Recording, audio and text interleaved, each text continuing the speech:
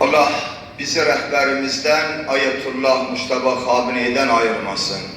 Allah rehberimiz Ayetullah Hamine'nin de imam ümmetinde bütün şehitlerimizin de Kur'an'ı şad etsin. 3 tane âli salavatınızdan Hüccetül İslam vel Müslimin değerli ağamız, büyüğümüz, ustadımız, azizimiz, Musaidin ağamız buyursunlar. Allah.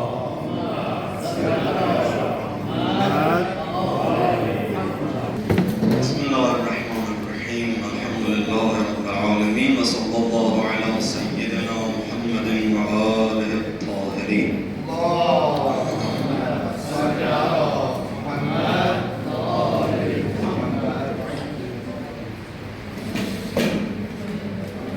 La'natullahi ala a'dâihim ecma'in minel âne ila kıyâmi yevmiddin.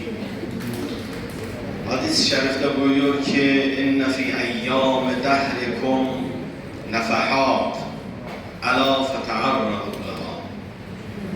Ömrünüzde bazen Allah-u Teala'nın rahmet rüzgarlarının estiği zamanlar olur. O zamanların kadrini bilin. Kendinizi o rahmet rüzgarlarına maruz bırakın. Evet, işte o rahmet rüzgarlarının estiği fırsatlardan, zaman dilimlerinden birisi insanın Allah'ın hüccetlerinin huzuruna, diyarına vardığı zamanlardır.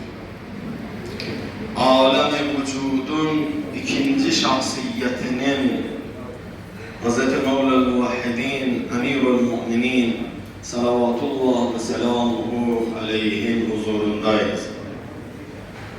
Dolayısıyla burada da Allah-u Teala'nın rahmet rüzgarı esmeyecek de nerede esecektir? İnşallah bu bulunduğumuz zaman diliminin her anını, her dakikasının kadrini bilelim. Allah-u Teala inşallah bizleri bu rahmet rüzgarlarına kendimizi maruz bırakmayı nasip eylesin. Emirul Mu'minin salavatullah ve selamuhu aleyhi öyle bir şahsiyettir ki Hz. Resul-i Kibriya ile dua ederken ona mütevessil oluyor. Hz. Emirul Mu'minin hastalanmıştı. Resulullah'a arz etti, ya Resulallah bana dua eder misiniz? Resulullah ellerini kaldırdı, başladı dua etmeye. Allahümme bihakkı aliyyin eşfi aliyya. Allah'ım Ali'nin hakkı için, Ali'nin hürmeti için Ali'ye şifa ver. Arz etti, ya Resulallah nasıl bir duadır? Siz varken burada Ali, dua eden benim. Allah'ın katına senden daha iyi birisi kim olabilir ki götüreyim? Allah'ım Ali'nin hürmetine Ali'ye şifa ver. Biz de arz edelim ya Rabbel Alemin. Ali'nin hürmetine bizim manevi hastalıklarımıza şifa ver. Allah'ım Ali'nin hürmetine bizi Ali ve evladı Ali'den ayırma. Allah'ım Ali'nin hürmetine bizi hayat boyunca Ali ve evladı Ali'nin yolundan, izinden ayırma. Onları razı edecek amellerden, onları razı edecek ahlaktan, onları razı edecek hayat tarzından bizi ayırma.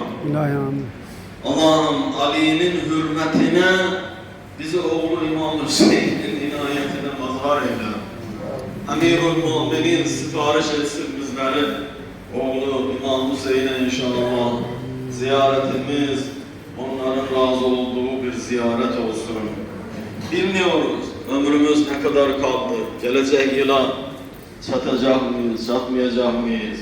Tekrar bu mukaddes diyara, bu topraklara adım atmaya muvaffak olacak mıyız, olmayacak mıyız? Ama şimdi buradayız. Ve bu anların kadrini bilmeliyiz. İnşallah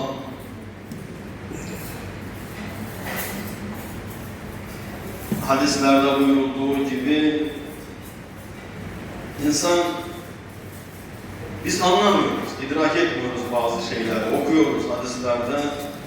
Ama bunlar var, bunlar hakikattir. Buyuruyor ki kim Kerbela'da Hüseyin'in ziyaretine giderse, İmam Hüseyin'i ziyaret ederse Allah'ı arşında ziyaret etmiş gibi. Allah. Muhammed ve Ali Muhammed. Nedir? Hiçbirimiz aklımız duruyor. İmam Hüseyin'i ziyaret etmek, Allah'ı ziyaret etmek gibidir. Resulullah'ı ziyaret etmek gibidir. Emirül Mu'minini ziyaret etmek gibidir. Zehra-i Merziye'yi ziyaret etmek gibidir. Bu hadisin belki de bir nüktesi şudur.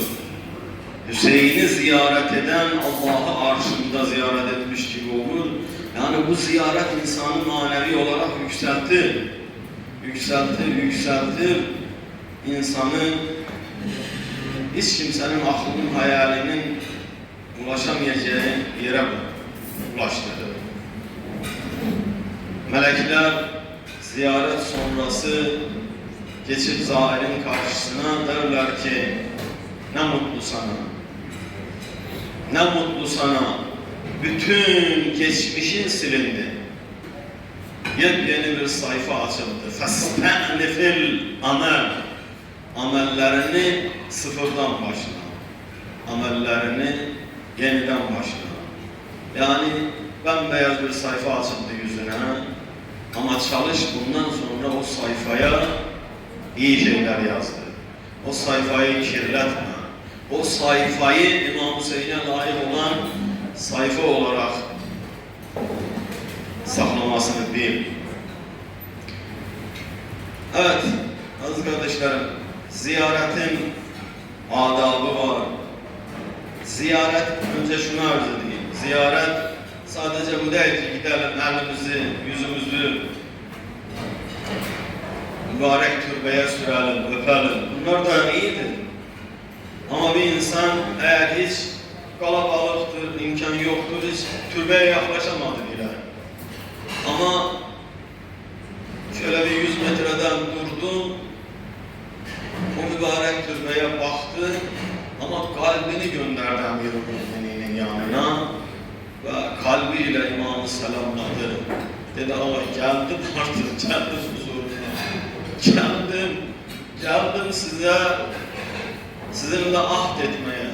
Geldim bağımı size bağlamaya ya da var olan bağımı güçlendirmeye. Selam verdi. İmamla ahitleşti, ondan sonra döndü gitti vatanına. Elini de hiç oraya sürmedi. Öyle bir kimse ziyaretini etmişti. Bir başka bir nükte arz edeyim size. Merhum Ayetullah Hakkşinas son asrımızın en büyük ariflerinden birisidir. Merhum Allame-i Tabailerin talebelerinden. O merhum buyuruyor ki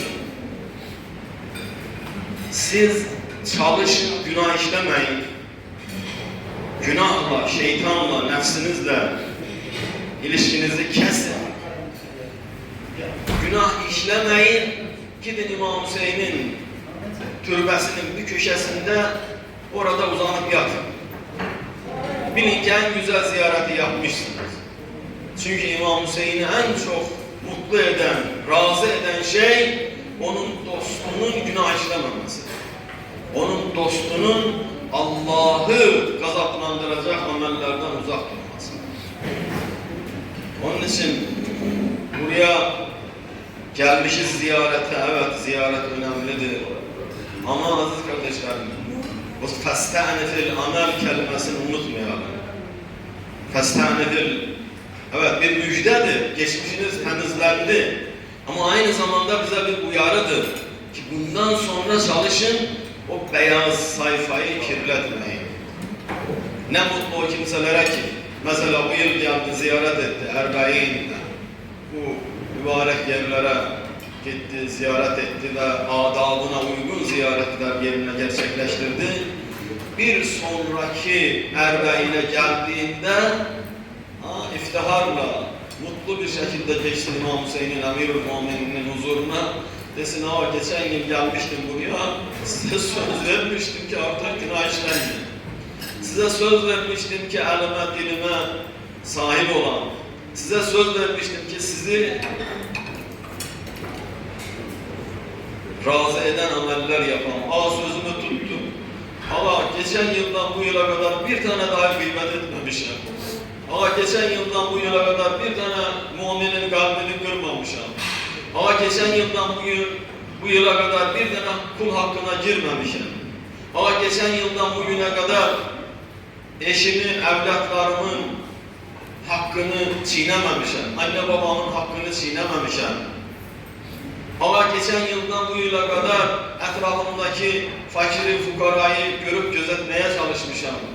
Ama geçen yıldan bu yıla kadar Gazze'de, Lübnan'da, Yemen'de olan mazlum kardeşlerimi yalnız bırakmamışım.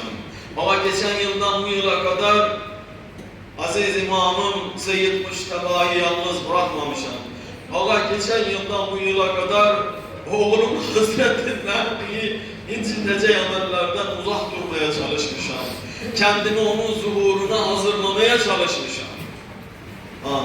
Eğer buna diyebilirsek, o zaman emin olun ki, bunda hiç şüpheniz olmasın ki, bir önceki yıla nazaran ziyaretimizin sevabı da, makbuliyeti de kat kat daha fazla artmış olur. Ben bir yazı göndermiştim sağa sola, belki elinize ulaştı. Erbeğin ziyarette, bu yürüyüşte, abes, dünya sohbetlerinden uzak durmak. Demiyorum yani ikili oturmuşsunuz, muhabbet edin ama dünyevi sohbetleri mümkün mertebe azalt. Ve ne yapacağız? Burada dilimizden dua, zikir, Kur'an, selam eksik olmasın. Dün geldiğimizde yolda kardeşlerime arz ettim. Dedim burada boşsunuz. Yolda giderken 100 tane herkes Kul huvallah okusun. Emirül Mu'minine gidiyoruz. Emirül Mu'minine hediye edin. Merhum Ayetullah Kişni'yi duruyor. Ne zaman İmam Hüseyin'e tevessül etsem bir tane sure okuyorum. Yasin, Tebareke, şu bu. Ve İmam Hüseyin'e hediye ediyorum. Sonra diyorum ağacan, şimdi sıra sende. Şimdi sıra sende. Onlar kerimdirler. Kendilerine bir insanın bir iyilik yapması, iyilik onların bizim iyiliğimize ihtiyaç yoktur ama hediye, bir insan bir şeye ihtiyacı olmasa dahi hediye edilen şey ona bir saygıdır, hürmettir. Onun için de imamlarımız Resulullah kendilerine yapılan yardımı, sadakayı kabul etmezdiler ama hediyeyi kabul ederdiler. Fakat buyuruyor ki kerim insanlar kendilerine yapılan hediyeyi kat kat daha fazlasıyla telafi ederler. Onun için bu yürüyüşte inşallah alın tesbihlerinize, yürürken İhlas Suresini okuyun. Hediye edin İmam Hüseyin'e. Hediye edin İmam Hüseyin'in ashabına. Hediye edin Hazreti Zeynep-i Kübra selamullahi aleyha'ya. Nereye gidiyorsak, mesela gidiyoruz diyelim ki Hazreti Hürr'ün ziyaretine, yolda onun için 100 tane salavat getirin, hediye edin. Sonra da orada gidip selam verdiğinizde, ona bir tevessül ettiğinizde bu anlam kazanır.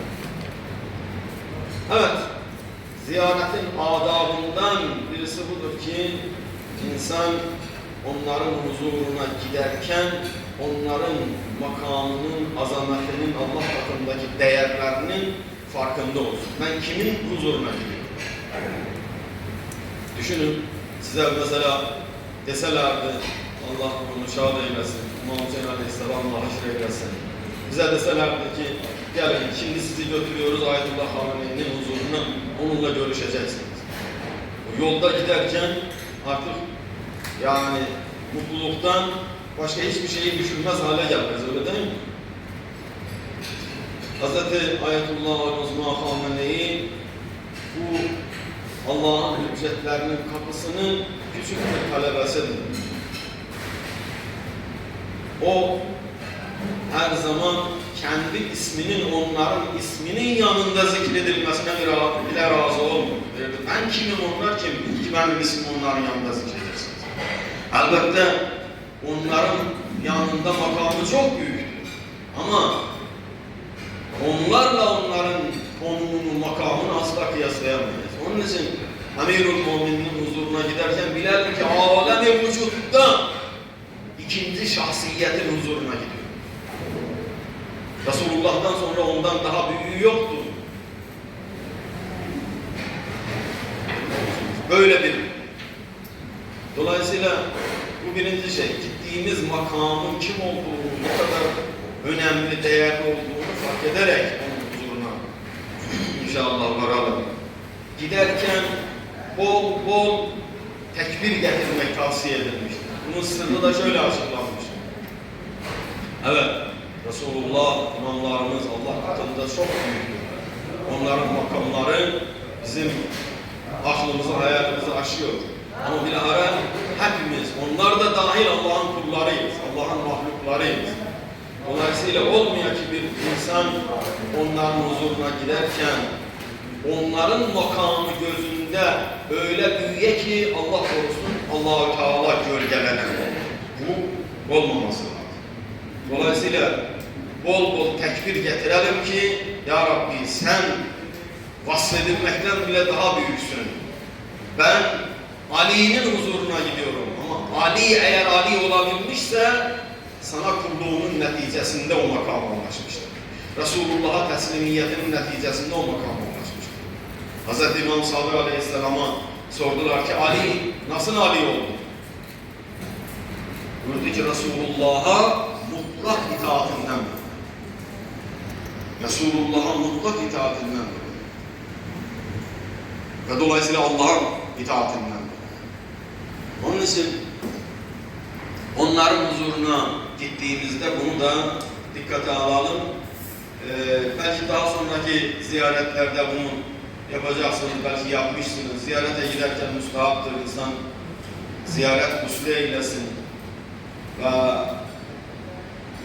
şimdi kalabalıktır, belki içeriye giremeyeceğiz ama ziyarete giderken ziyaret izni almak, içeriye giriş izni almak müstahaptır.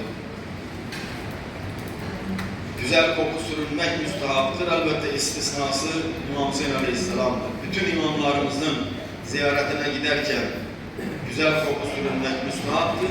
Ama İmam Hüseyin Aleyhisselam hariç. İmam Sadık Aleyhisselam buyurdu. Oraya giderken güzel koku sürünmeyin.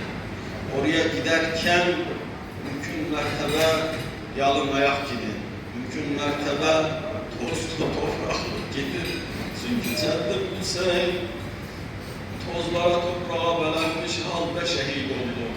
Çünkü İmam Hüseyin, bütün imamlarımızın ziyaretine giderken insan bir mutlulukla, bir sevinçle gidiyor. Ama İmam Sadık Aleyhisselam burada İmam Hüseyin hariç oraya giderken kalbiniz mahzun olsun, gözlerinizden yaşlar aksın. Çünkü Ceddi Hüseyin mahzunen, mekruben, ehşanen bir şekilde şehit oldu. O şehit olurken mahzundu. O şehit olurken onun hali anlatılmaz. O şehit olurken yanmış ciğerlerle